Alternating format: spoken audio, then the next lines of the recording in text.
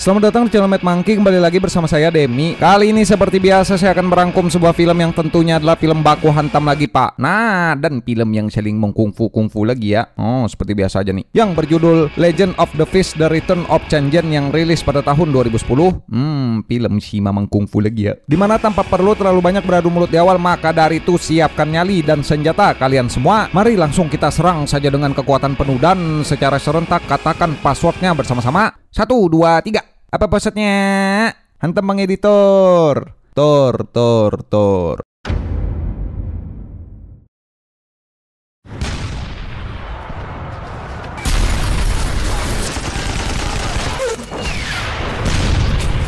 Film dibuka dengan memperlihatkan pada masa Perang Dunia Pertama di mana Cina kala itu telak dipukul mundur oleh tentara Jerman, dan di tengah gempuran musuh seorang tentara bernama Chen Zhen pun mencoba untuk menyemangati teman-temannya. Namun melihat sahabatnya tewas terkena headshot, Mamang Chen pun sadar jika kini Cina sudah sangat terpojok, yang itu membuat si Mamang terpaksa mengeluarkan jurus ilmu kungfu beliau dan memberutel.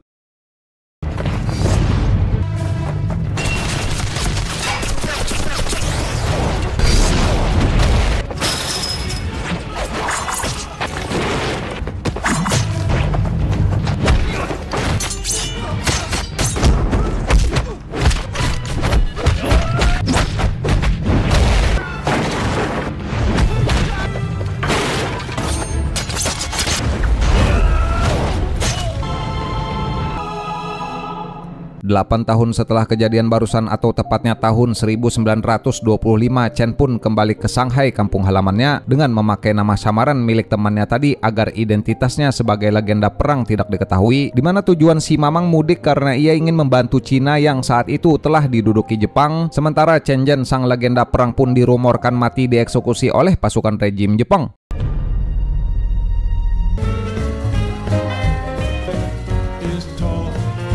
Scene berpindah ke sebuah kasino tempat perjudian di Shanghai milik seorang pengusaha kaya bernama Liu, yang di situ juga terdapat seorang pengisi acara penyanyi manja-manja bernama Kiki. Dimana meskipun Cina masih bergejolak di bawah penjajahan Jepang, kasino ini pun dikenal sangat berkelas dan juga bebas karena memiliki pengunjung campuran antara petinggi militer Jepang dan juga bangsawan Cina.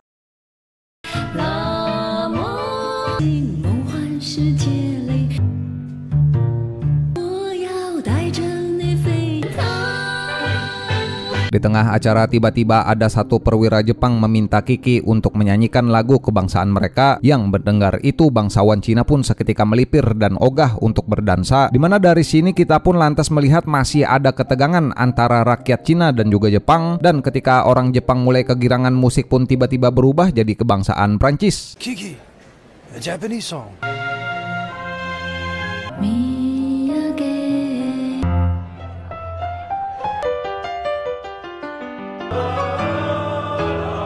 Dimana itu rupanya adalah ulah si Mamang Chen yang datang ke kasino tersebut untuk mendekati Tuan Liu, karena beliau ini adalah salah satu orang yang punya reputasi tinggi dan pengaruh besar seantero Cina. Dimana jika si Mamang ini berhasil mendapatkan kepercayaan Tuan Liu, maka ia tentu saja bisa punya dukungan besar untuk melawan penjajahan Jepang dan membuat Cina bisa bangkit kembali.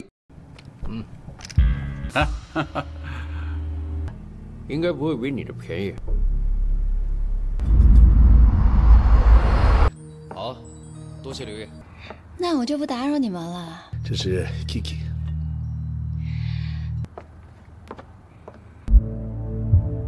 Beres dari kasino, Chen pun mengadakan sebuah pertemuan dengan para teman-teman seperjuangannya dulu untuk membahas misi mereka yang ingin mengumpulkan orang-orang Cina guna bersatu kembali. Dimana di momen itu kita pun akan dijelaskan alasan kenapa Chen memutuskan untuk meninggalkan identitasnya dan lebih memilih memakai nama sahabatnya yang tewas saat pulang kembali ke Tiongkok. 我们要回中国了。我们的战场在中国，但是齐天元可以。 Di tempat lain kita pun akan diperkenalkan dengan seorang kolonel pimpinan pasukan Jepang bernama Takeshi yang saat itu mendapat kabar jika rencana penyerangan mereka telah bocor ke pihak Inggris, dan sejauh yang ia tahu rencana penyerangan itu hanya ia katakan kepada 3 bawahannya, sehingga Takeshi yang tahu anak buahnya tidak becus, ia pun kemudian memberutal menumpas mereka.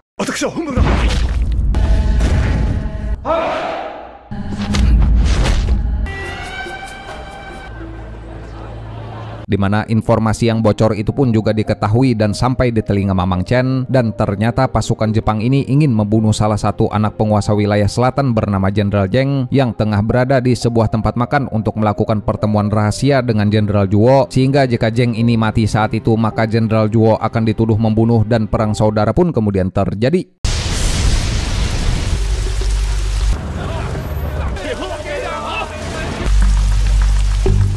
Tahu jika dampak misi pembunuhan tersebut akan berakibat fatal bagi pertahanan Cina, Mamang pun berniat menyelamatkan Jenderal Zheng dengan menyamar menjadi sosok pria bertopeng yang ketika pembunuh bayaran suruhan Takeshi bergerak, baku tembak pun kemudian terjadi dan tak lama datanglah si Mamang Kungfu membrutal ingin membatalkan pembunuhan itu.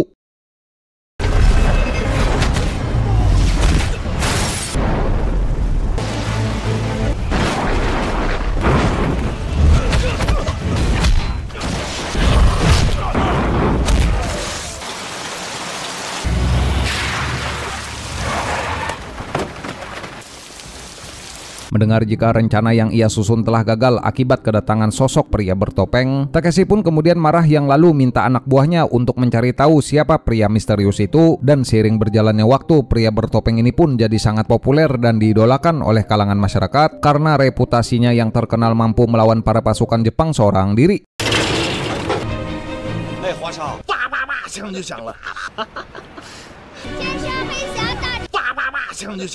Kembali ke kasino, Mamang pun dihampiri Tuan Liu untuk membicarakan pria bertopeng yang saat ini jadi idola, dan di sini Tuan Liu pun sedikit curiga jika orang misterius itu punya kemiripan dengan sosok Chen. Namun si Mamang hanya tertawa dan tidak mau berkata apa-apa, yang dari sudut ruangan ada seorang penyanyi sedang memperhatikan gerak-gerik si Mamang.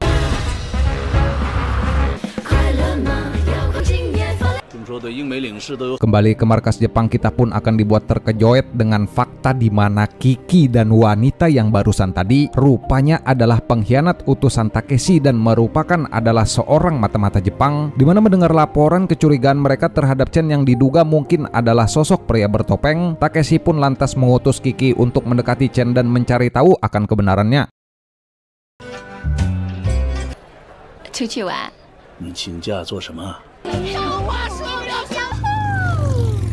Beres menyelesaikan tugas, Kiki pun minta izin ke Tuan Liu untuk mengajak Chen jalan-jalan ke pasar, dan karena merasa percaya, Mamang pun membawa Kiki untuk bertemu dengan rekan seperjuangannya, di mana selain menjalankan misi, hal itu pun juga membuat Kiki bimbang karena ia di sana benar-benar merasa senang, terlebih Chen yang percaya begitu saja dengan memperkenalkan Kiki pada adik perempuannya.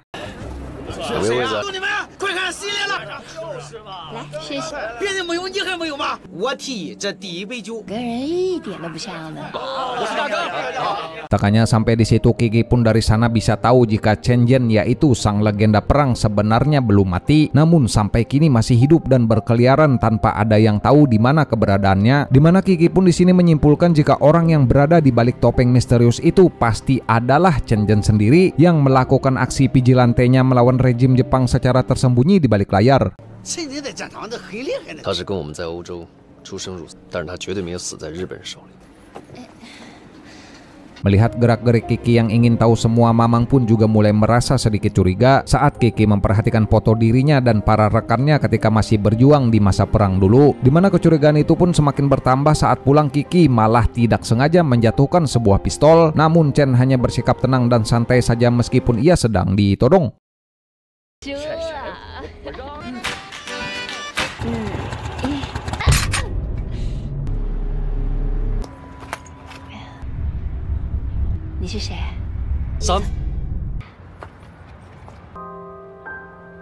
Kembali ke markas Jepang, Takeshi pun di sana mendapat sebuah informasi berupa surat kiriman dari Tokyo, yang di surat itu berisi daftar nama-nama orang yang berani menentang rejim kekaisaran Jepang, sehingga Takeshi pun langsung menyuruh anak buahnya untuk membunuh semua orang yang ada di daftar tersebut. Bahkan pembunuhan kali ini akan ia lakukan secara terang-terangan di depan publik.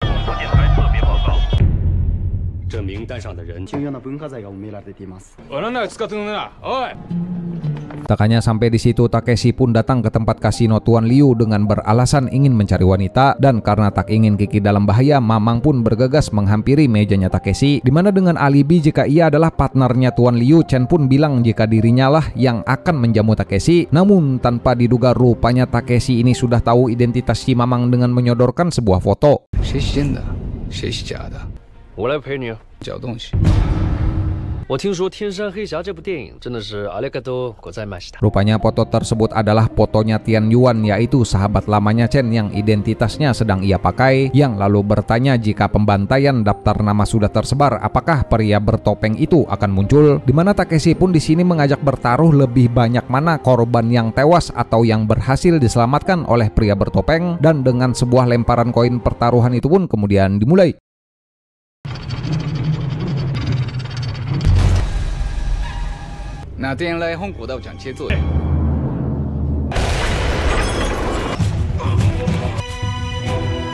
Seiring berjalannya waktu, pembantaian pun terjadi dan si Mamang juga berusaha untuk menolong nama-nama tersebut, hingga pada akhirnya kantor berita milik teman Chen pun juga tak luput dari serangan anak buah Takeshi, dimana melihat rekan seperjuangannya disiksa di depan mata, Mamang pun kemudian marah, yang lalu mengamuk menghajar mereka semua dengan membabi buta.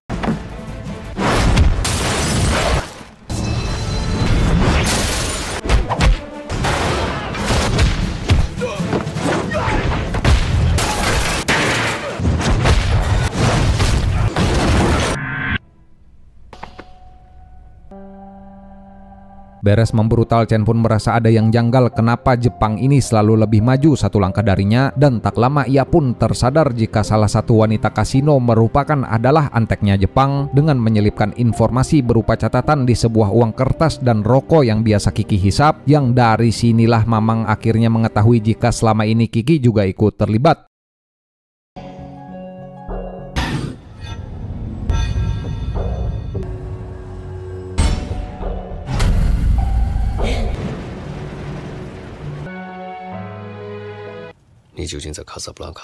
Tahu dengan semua itu, Mamang pun dengan sengaja mengajak Kiki untuk pulang bersama, dan di situ Chen pun mengungkap bahwa ia kini sudah tahu jika Kiki telah berbohong dan siapa dirinya sebenarnya, sehingga dengan terpaksa Mamang pun mengancam jika Kiki tidak segera lari dari Tiongkok hari ini juga, maka Chen tidak akan segan-segan terpaksa harus menghabisi Kiki dengan tangannya sendiri.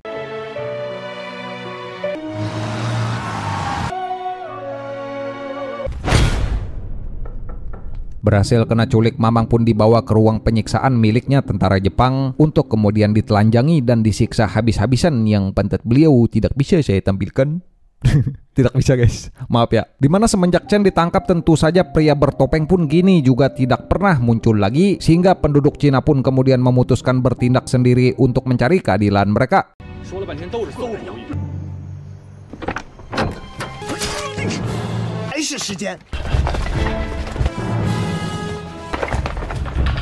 Dengan bekerja sama antara warga dan pasukan rejim Jepang, mereka pun nekat meledakkan markasnya Takeshi, yang sementara itu Mamang pun kini disiksa dengan disetrum memakai kursi listrik. Dimana tak lama Takeshi pun datang dan mengungkap niatnya, rupanya ia ingin balas dendam kepada Chen Zhen, karena Chen Zhen lah orang yang dulu telah membunuh mendiang ayahnya.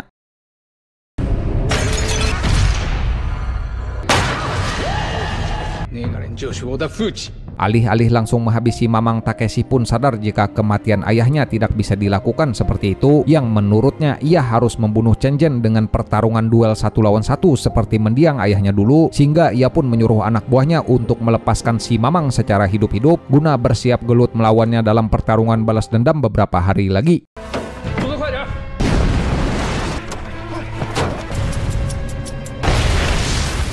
Pulang dari sana, Takeshi pun terkejoet karena markasnya kini amburadul dibombardir pasukan Cina, dan karena murka ia pun mengutus anak buahnya untuk menyerang balik markas para pemberontak rekan si Mamang, di mana lokasi tersebut ia pun bisa tahu dari Kiki yang dulu pernah dibawa nongkrong di sana, yang ketika tentara Jepang tiba mereka semua pun disiksa dan dibunuh dengan sangat brutal.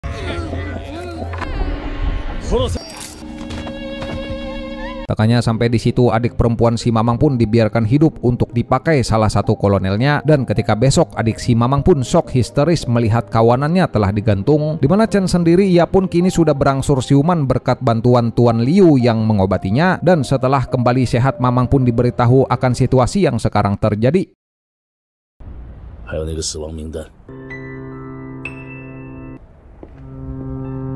Tiba besoknya Chen dan Tuan Liu pun didatangi oleh Kiki yang kini sudah memakai seragam Jepang yang diperintahkan ingin menjemput Chen guna disuruh bersiap untuk bertarung melawan Takeshi bosnya, di mana Tuan Liu yang masih tidak menyangka jika Kiki ini adalah seorang pengkhianat yang tega menusuknya dari belakang. Beliau pun kesal yang lalu menumpas 2 tentara Jepang yang mengawal Kiki.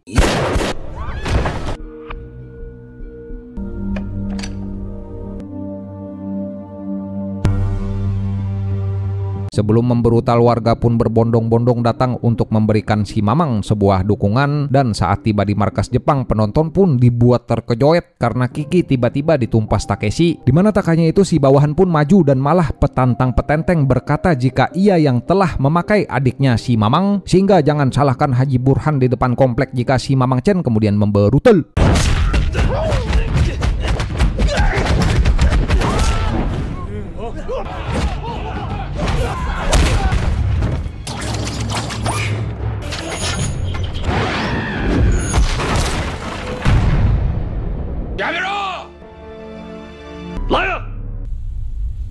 Beres menumpas kroco-kroco, Takeshi pun culas berani maju saat si Mamang sudah kelelahan, yang itu sontak membuat dirinya unggul dan berhasil memojokkan si Mamang kungfu. Namun dengan kekuatan ingatan masa lalu akan teman-temannya yang sudah berkorban demi kemerdekaan Cina, Mamang pun langsung bangkit lepas baju otot besi yang kemudian mengamuk lagi.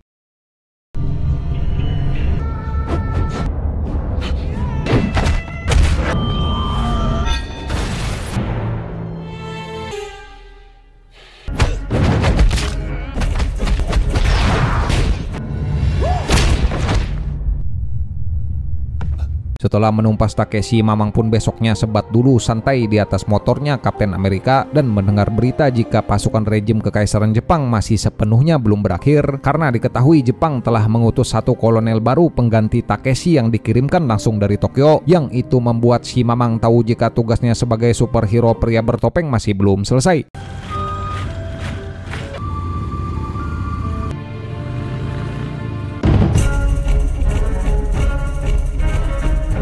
Tamat, ya mungkin segini aja Pak untuk membahas rangkuman film Baku Hantam kali ini ya. Nanti seperti biasa kita cari film yang brutal-brutal lagi, film yang tidak takut dengan apapun Pak. Nah, dan film yang saling menempeleng lagi ya, seperti biasa aja nih. Seperti biasa nih saya mau ngucapin terima kasih banyak nih buat kalian yang sudah nonton, dan terima kasih banyak juga buat bapak-bapak yang sudah subscribe ke channel ini ya. Kolom komentar tersedia di bawah Pak. Silakan mengutarakan pendapat kalian tentang apapun saja di situ ya. Nah, bebas Pak. Saya Demis selaku voice over channel Bengis PC Pergulutan Ulung Duniawi, pamit izin kabur dulu, jaga kekuatan tubuh masing-masing, dan sampai bertemu lagi di video selanjutnya Pak. Assalamualaikum warahmatullahi wabarakatuh.